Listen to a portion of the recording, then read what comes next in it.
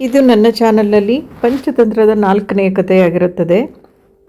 ಒಂದು ದೊಡ್ಡ ನದಿಯ ತೀರದಲ್ಲಿ ದಟ್ಟವಾದ ಕಾಡು. ಆನೆ, ಸಿಂಹ, ಕರಡಿ, ಕಾಡಾನೆ, ತೋಳ, ನರಿ, ಚಿಗರಿ, ಕಾಡುಕೋಣ, ಕಾಡುಬೆಕ್ಕು, ಮುಳ್ಳುಹಂದಿ ಮುಂತಾದ ಕಾಡು ಪ್ರಾಣಿಗಳು ಆ ಕಾಡಿನಲ್ಲಿ ವಾಸ ಮಾಡುತ್ತಿದ್ದವು.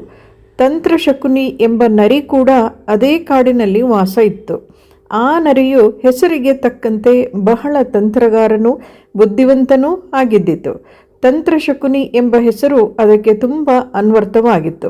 ಬರೀ ತಂತ್ರ ಮತ್ತು ಉಪಾಯಗಳ ಮೂಲಕ ಆ ಗುಳ್ಳೆ ನರಿ ತನ್ನ ಸ್ವಾರ್ಥವನ್ನು ಸಾಧಿಸಿಕೊಳ್ಳುತ್ತಿತ್ತು. ಆ ನರಿಯಲ್ಲಿದ್ದ ಇನ್ನೊಂದು ದುರ್ಗುಣವೆಂದರೆ ಮಿತಿಮೀರಿದ ಸ್ವಾರ್ಥ. ತನ್ನ ಸ್ವಾರ್ಥ ಸಾಧನೆಗಾಗಿ ಅದು ಎಂತಹ ಕಾರ್ಯವನ್ನಾದರೂ ಯಶಸ್ವಿಯಾಗಿ ನೆರವೇರಿಸಿಕೊಳ್ಳುತ್ತಿತ್ತು. ಆ ನರಿಗೆ ಮತ್ತೊಂದು ದುರಾಸೆ, ತಾನು ಆ ಕಾಡಿನ ರಾಜನಾಗಿ ಮೆರೆಯಬೇಕೆಂಬ ಆಸೆ. ಆದರೆ ಆ ಕಾಡಿನ ರಾಜನಾಗಿ ವೀರಕೇಸರಿ ಎಂಬ ಸಿಂಹ ಅಧಿಕಾರದಲ್ಲಿತ್ತು. ಹೇಗಾದರೂ ಮಾಡಿ ಉಪಾಯದಿಂದ ಆ ಸಿಂಹವನ್ನು ಪದಚ್ಯುತಗೊಳಿಸಿ ತಾನು ಸಿಂಹಾಸನದಲ್ಲಿ ವಿರಾಜಮಾನನಾಗಿ ಇನ್ನಿತರ ಕಾಡು ಪ್ರಾಣಿಗಳ ಮೇಲೆ ತನ್ನ ಅಧಿಕಾರ ಚಲಾಯಿಸಬೇಕೆಂಬ ಮಹತ್ವಾಕಾಂಕ್ಷೆ ನರಿ ಶಕುನಿಗಿತ್ತು. ತನ್ನ ಮಹತ್ವಾಕಾಂಕ್ಷೆಯನ್ನು ಈಡೇರಿಸಿಕೊಳ್ಳುವುದಕ್ಕಾಗಿ ಅದು ಸರಿಯಾದ ಅವಕಾಶವನ್ನು ಎದುರು ನೋಡುತ್ತಲೇ ಇತ್ತು. ಅದೃಷ್ಟವಶಾತ್ ಅದು ನಿರೀಕ್ಷಿಸುತ್ತಿದ್ದ ಅಂತಹ ಸುವರ್ಣಾವಕಾಶ ಒಂದು ದಿನ ಅದಕ್ಕೆ ಒದಗಿ ಬಂತು. ಒಂದು ದಿನ ಬೆಳಿಗ್ಗೆ ತಂತ್ರಶಕುನಿ ಎಂದಿನಂತೆ ಆಹಾರವನ್ನು ಹುಡುಕಿಕೊಂಡು ಕಾಡಿಗೆ ಹತ್ತಿರದಲ್ಲಿಯೇ ಇದ್ದ ಒಂದು ಹಳ್ಳಿಗೆ ಹೋಯಿತು. ಅಲ್ಲಿ ಸುಣ್ಣ ಬಣ್ಣದ ಕೆಲಸ ಮಾಡುತ್ತಿದ್ದರು.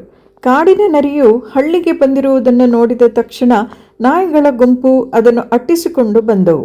ಅವುಗಳಿಂದ ತಪ್ಪಿಸಿಕೊಳ್ಳುವ ಉದ್ದೇಶದಿಂದ ವೇಗವಾಗಿ ಓಡಿದ ತಂತ್ರಶಕುನಿ ಮನೆಯೊಂದರೊಳಗೆ ನುಗ್ಗಿ ಅಡುಗೆ ಮನೆ ಸೇರಿತು. ಅಲ್ಲಿರುವ ಒಂದು ಕೋಳಿ ಮರಿಯನ್ನು ಬಾಯಲ್ಲಿ ಕಚ್ಚಿ ಹಿಡಿದು ಬಲವಾಗಿ ಕಚ್ಚಿಕೊಂಡು ಓಡಿ ಹೋಗುವುದರಲ್ಲಿ ಆ ನರಿಯು ಅಲ್ಲಿಯೇ ಇದ್ದ ಒಂದು ದೊಡ್ಡ ಬಣ್ಣ ತುಂಬಿದ ಕಡಾಯಿಯಲ್ಲಿ ದೊಪ್ಪನೆ ಬಿತ್ತು. ಅಯ್ಯೋ, ನನಗೆ ಇದೆಂತಹ ಆಪತ್ತು ಸಂಭವಿಸಿತು ಎಂದು ಹಲಬುತ್ತ ನರಿಯು ಆ ಕಡಾಯಿಯಿಂದ ಮೇಲಕ್ಕೆ ಬರಲು ತನ್ನ ಶಕ್ತಿ ಮೀರಿ ಸಾಹಸ ಮಾಡಿತು. ಒಂದೆರಡು ಸಲ ಕಾಲು ಜಾರಿ ಬಿದ್ದರೂ ಕಡೆಗೆ ಅದು ಮೇಲೆ ಬಂತು.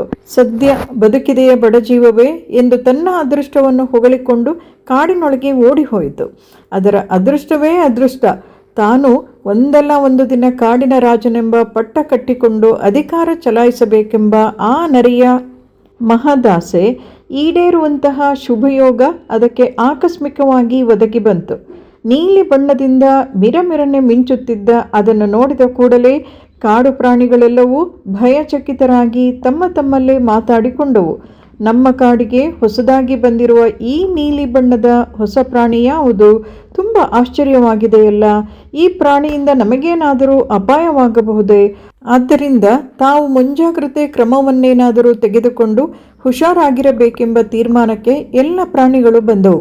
ಕೊನೆಗೆ ಏನೇ ಆಗಲಿ ಈ ವಿಚಿತ್ರ ಪ್ರಾಣಿಯನ್ನೇ ಕೇಳಿ ಬಿಡೋಣವೆಂದು ಆಲೋಚಿಸಿ ವಿಚಿತ್ರ ಪ್ರಾಣಿಯಿದ್ದ ಗುಹೆಯಲ್ಲಿ ಬಂದು ಸೇರಿದವು. ಕಾಡಿನ ರಾಜ ಸಿಂಹ ವೀರಕೇಸರಿಯು ಆ ವಿಚಿತ್ರ ಪ್ರಾಣಿಯನ್ನು ಪ್ರಶ್ನಿಸಿತು. ಎಲೈ ವರ್ಣರಾಜ, ನಿನ್ನ ಹೆಸರೇನು? ನೀನು ಯಾವ ವಿಚಿತ್ರ ಲೋಕದಿಂದ ದಿಢೀರನೆ ನಮ್ಮ ಕಾಡಿಗೆ ಗಣ್ಯ ಅತಿಥಿಯಾಗಿ ಆಗಮಿಸಿದ್ದೀಯಾ? ನಿನ್ನ ಕುಲ ಗೋತ್ರಗಳಾವುವು? ಹೀಗೆ ವೀರಕೇಸರಿಯ ಹಲವಾರು ಪ್ರಶ್ನೆಗಳನ್ನು ಕೇಳಿದ ಕೂಡಲೇ ತಂತ್ರಶಕುನಿ ಒಮ್ಮೆಲೆ ಗಹಗೈಸಿ ನಗಲಾರಂಭಿಸಿತು. ಆಮೇಲೆ ಹೇಳಿತು, ಎಲೈ ಸಿಂಹರಾಜನೇ, ನನ್ನ ನೀಲಿ ಬಣ್ಣದ ಮಿರಿಮಿರಿ ಮಿಂಚುವ ಶರೀರ ನೋಡಿ ನಿಮಗೆಲ್ಲ ಆಶ್ಚರ್ಯವಾಗಿರಬಹುದಲ್ಲವೇ? ಇದು ಸಹಜವೇ. ನಿಮ್ಮ ಹಲವಾರು ಪ್ರಶ್ನೆಗಳಿಗೆ ನಾನು ಸಮಂಜಸವಾದ ಉತ್ತರವನ್ನು ಕೊಡುವೆ. ನೀವೆಲ್ಲ ಸಾವಧಾನದಿಂದ ನನ್ನ ಮಾತನ್ನು ಕೇಳಿ ಎಂದು ಹೇಳಿ ಮುಂದುವರಿಸಿತು. ನನ್ನನ್ನು ನೋಡಿದ ತಕ್ಷಣ ನೀವೆಲ್ಲರೂ ಭಯ ಮತ್ತು ಆಶ್ಚರ್ಯಗಳಿಂದ ಹೌಹಾರಿದ್ದೀರೆಂದು ನನಗೆ ಗೊತ್ತು. ನನ್ನಿಂದ ನಿಮಗೆ ಯಾವುದೇ ಅಪಾಯವೂ ಸಂಭವಿಸುವುದಿಲ್ಲ. ನೀವೆಲ್ಲರೂ ನಿಶ್ಚಿಂತೆಯಾಗಿರಬಹುದು. ಆದಿಪರಾಶರ ಶಕ್ತಿಯಾದ ಕಾಳಿಕಾದೇವಿಯೇ ನನ್ನನ್ನು ನಿಮ್ಮ ಕಾಡಿಗೆ ಆಶೀರ್ವಾದಪೂರ್ವಕವಾಗಿ ಕಳುಹಿಸಿಕೊಟ್ಟಿದ್ದಾಳೆ. ಸಾಕ್ಷಾತ್ ಚಂಡಿಕಾದೇವಿಯ ಆಶೀರ್ವಾದ ಮತ್ತು ಅನುಗ್ರಹಗಳನ್ನು ಪಡೆದು ಬಂದಿರುವ ನಾನು ಇವತ್ತಿನಿಂದ ನಿಮ್ಮೆಲ್ಲರ ರಾಜ. ಈ ಕಾಡಿನ ಸಿಂಹಾಸನದ ಮೇಲೆ ಕುಳಿತ ನಾನು ನಿಮ್ಮೆಲ್ಲರನ್ನೂ ರಕ್ಷಿಸುತ್ತೇನೆ. ನನ್ನ ಶಕ್ತಿ ಸಾಮರ್ಥ್ಯಗಳಲ್ಲಾಗಲಿ ನೀವ್ಯಾರೂ ಸಂಶಯ ಪಡಬೇಕಾಗಿಲ್ಲ. ನೀವೆಲ್ಲರೂ ನನ್ನ ಒಡೆತನವನ್ನು ಶಿರಸಾವಹಿಸಿ ನನ್ನ ಆಜ್ಞೆಯನ್ನು ವಿಧೇಯತೆಯಿಂದ ನಡೆದುಕೊಂಡರೆ ನನಗೆ ತುಂಬ ಸಂತೋಷವಾಗುತ್ತದೆ. ಮತ್ತು ನೀವುಗಳು ಕೂಡ ಸುರಕ್ಷಿತರಾಗಿರುತ್ತೀರಿ. ನಾನು ನಿಮ್ಮನ್ನು ರಕ್ಷಿಸುವ ಜವಾಬ್ದಾರಿಯನ್ನು ಹೊತ್ತುಕೊಳ್ಳುವೆ. ನೀವು ನನ್ನ ವಿಷಯದಲ್ಲಿ ಎಳ್ಳಷ್ಟೂ ಭಯಪಡಬೇಕಾದ ಅವಶ್ಯಕತೆ ಇಲ್ಲ. ನನ್ನ ಮಾತಿಗೆ ನಿಮಗೆಲ್ಲ ಒಪ್ಪಿಗೆ ಇದೆಯೇ ಎಂದು ಪ್ರಶ್ನಿಸಿತು. ಸಾಕ್ಷಾತ್ ಕಾಳಿಕಾ ಮಾತೆಯೇ ನಿನ್ನನ್ನು ನಮ್ಮ ಕಾಡಿಗೆ ರಾಜನಾಗಿ ಕಳಿಸಿದ ಮೇಲೆ ಒಪ್ಪಿಗೆ ಕೊಡುವುದಕ್ಕೆ ಬಿಡುವುದಕ್ಕೆ ನಾವು ಯಾರು? ನಾವೆಲ್ಲರೂ ನಿನ್ನ ಒಡೆತನವನ್ನು ಸಂತೋಷದಿಂದ ಒಪ್ಪಿಕೊಂಡಿದ್ದೇವೆ. ಇಂದಿನಿಂದ ನೀನೇ ನಮ್ಮ ಕಾಡಿನ ರಾಜ. ನೀನು ಸಿಂಹಾಸನದ ಮೇಲೆ ವಿರಾಜಮಾನನಾಗಿ ರಾಜ್ಯಭಾರ ಮಾಡಬಹುದು ಎಂದು ಸಿಂಹ ಹೇಳಿದಾಗ ನರಿಯು, ಭಲೆ ಸಿಂಹರಾಜ, ನಿನ್ನ ಘನತೆಗೆ ತಕ್ಕಂತೆ ನೀನು ಮಾತನಾಡಿದ್ದೀಯ ಎಂದು ನರಿ, ಕಾಳಿಕಾ ಮಾತೆಯು ನಿಮ್ಮೆಲ್ಲರನ್ನೂ ಕಾಪಾಡುವಳು. ಆ ತಾಯಿಯ ಆಶೀರ್ವಾದ ಪಡೆದು ನಾನಿಲ್ಲಿ ಬಂದಿರುವೆ. ನೀವು ನಿಶ್ಚಿಂತೆಯಿಂದಿರಿ ಎಂದು ಹೇಳಿತು. ನಿನ್ನ ಮಾತಿನಂತೆಯೇ ಆಗಲಿ ಎಂದ ವೀರಕೇಸರಿ ತನ್ನ ಸಮಸ್ತ ಪರಿವಾರದೊಂದಿಗೆ ಹೊರಟು ಹೋಯಿತು. ಮಹಾತಂತ್ರಜ್ಞನಾದ ತಂತ್ರಶಕುನಿ ನರಿ ರಾಜ್ಯಭಾರ ಮಾಡಲಾರಂಭಿಸಿ ಒಂದೊಂದು ಪ್ರಾಣಿಗೂ ಒಂದೊಂದು ಕರ್ತವ್ಯವನ್ನು ವಹಿಸಿತು. ಅದರ ಆಸ್ಥಾನದಲ್ಲಿ ವಂದಿಮಾದಿಗರು, ಹೊಗಳು ಭಟ್ಟರು, ಮಂತ್ರಿ ಸೇನಾಧಿಪತಿಗಳು, ಸಂಗೀತ, ನರ್ತನೆ ಮುಂತಾದ ಕಲೆಗಳಿಂದ ರಾಜನನ್ನು ಸಂತೋಷಪಡಿಸುವ ಅನೇಕ ಕಲಾವಿದರು ಇದ್ದರು. ಅದುವರೆಗೂ ರಾಜನಾಗಿದ್ದ ವೀರಕೇಸರಿ ಸಿಂಹವನ್ನು ತನ್ನ ಮುಖ್ಯಮಂತ್ರಿಯನ್ನಾಗಿ ನೇಮಿಸಿಕೊಂಡಿದ್ದು ತಂತ್ರಶಕುನಿ. ಹೀಗೆ ತಂತ್ರಶಕುನಿಯ ರಾಜ್ಯಭಾರ ಕೆಲವು ಕಾಲ ನಿರಾತಂಕವಾಗಿ ನಡೆಯಿತು. ಕಾಡಿನಲ್ಲಿ ಸಮಸ್ತ ಪ್ರಾಣಿಗಳು ಹೊಸದಾಗಿ ಸಿಂಹಾಸನವನ್ನೇರಿದ್ದ ರಾಜನಿಗೆ ತಮ್ಮ ದೇವತೆಯ ಆಜ್ಞಾನುಸಾರವಾಗಿ ಬಹಳ ವಿಧೇಯತೆಯಿಂದಲೂ ಭಯ ಭಕ್ತಿಯಿಂದಲೂ ನಡೆದುಕೊಳ್ಳುತ್ತಿದ್ದವು. ಸಿಂಹಗಳು, ಚಿರತೆಗಳು ಪ್ರತಿದಿನವೂ ಕಾಡಿನಲ್ಲಿ ಬೇಟೆಯಾಡಿ ತಮ್ಮ ರಾಜನಿಗೆ ಆಹಾರವನ್ನು ತಂದು ಕೊಡುತ್ತಿದ್ದವು. ಹೀಗಿರುವಾಗ ಒಂದು ದಿನ ಸಂತೋಷ ಸಮಾರಂಭ ನಡೆಯಿತು. ಪ್ರತಿಯೊಂದು ಪ್ರಾಣಿಯೂ ತನ್ನ ಪ್ರತಿಭೆಯನ್ನು ಪ್ರದರ್ಶಿಸಿ ಮನರಂಜನೆ ಒದಗಿಸುತ್ತಿದ್ದವು. ನಂತರ ನರಿಗಳ ತಂಡವೊಂದು ಮುಂದೆ ಬಂದು ತಮ್ಮ ಸಂಗೀತ ಪ್ರಾರಂಭಿಸಿದವು. ನರಿಗಳ ಸಂಗೀತವೆಂದರೆ ಕೇಳಬೇಕೆ? ಸಿಂಹಾಸನದ ಮೇಲೆ ಕುಳಿತಿದ್ದ ಶಕುನಿ ತಾನು ಕಾಡಿನ ರಾಜನೆಂಬ ವಿಷಯವನ್ನು ಮರೆತು ತನ್ನ ಬಂಧುಗಳಾದ ನರಿಗಳ ಜೊತೆ ತನ್ನ ಧ್ವನಿಯನ್ನು ಸೇರಿಸಿ ಕರ್ಕಶವಾಗಿ ವಿಕಾರವಾದ ಧ್ವನಿಯಲ್ಲಿ ಗಟ್ಟಿಯಾಗಿ ಅರಚಿಕೊಂಡಿತ್ತು. ಅದರ ಧ್ವನಿಯ ಜೊತೆಗೆ ಕಾಡು ನಾಯಿಗಳು ಕೂಡ ತಮ್ಮ ಸ್ವಭಾವಕ್ಕೆ ತಕ್ಕಂತೆ ಭೌ ಭೌ ಎಂದು ಗಟ್ಟಿಯಾಗಿ ಬೊಗಳಲಾರಂಭಿಸಿದವು. ರಾಜಸಭೆಯಲ್ಲಿ ದೊಡ್ಡ ಕೋಲಾಹಲವೇ ನಡೆದು ಹೋಯಿತು.